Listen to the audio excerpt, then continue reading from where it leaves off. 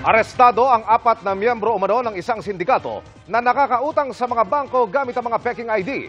Isa sa kanila, ikinanta kung paano nanloloko ang grupo. Nakatutok si Cedric Castillo.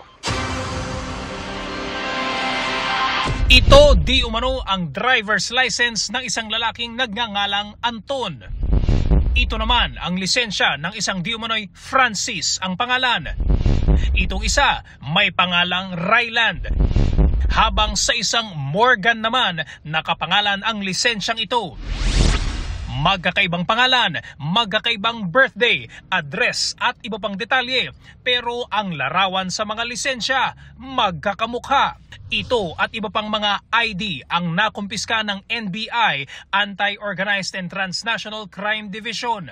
Ang nasa likod ng mga ID ito, isa di umanong sindikato na ginagamit ito upang kumubra ng loans mula sa iba't ibang bangko. Itong Frankenstein or synthetic identity fraud, yung pagpanloloko nila is gumagamit sila ng mga valid or legit yung mga ID na ginagamit nila. Pero yung mga information dun sa ID, yun yung mga false information.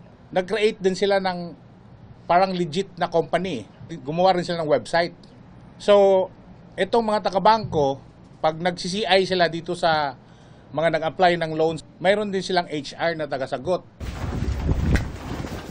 Kahapon, nagsagawa ng entrapment operation ang NBI sa rehistradong opisina ng grupo. Hindi pa malinaw kung ilang bangko at gaano kalaki na ang halagang nakulimbat ng grupo na kumukuha rin daw ng sasakyan sa mga bangko. Pero hindi na di umano balak hulugan. Naaresto sa entrapment ang 3 lalaki. Kasama na ang pinaniniwalaang larawan nasa mga ID. Tumangging magbigay ng pahayag ang 2 sa kanila. Ang isa naman, sinabing katransaksyon niya ang mga naaresto pero hindi raw niya alam ang modus ng mga ito. Wala po akong ID. Sa mga sasakyan kasi business ko, nag-aahente ko ng mga sasakyan.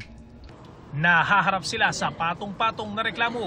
Ang isa naman sa mga nahuli sa entrapment na si alias Jeneline, tatayong witness daw laban sa grupo.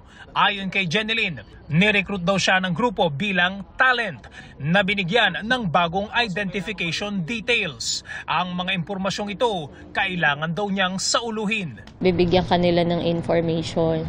Kailangan mo po yun makabisado. 2 months preparation po. Para makabisado mo yun, pati yung signature. And then, Pati pirma mo? Yes po. Gagawan mo po siya ng perma na hindi ka magkakamali. Since maglalas lang ang company ng 2 to 3 months, alis na po kami lahat. Wala na pong paramdam.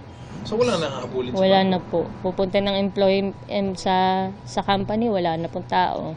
Nakascore na raw si Jeneline ng 300,000 pesos sa isang bangko. 10% daw nito ang kanyang talent fee.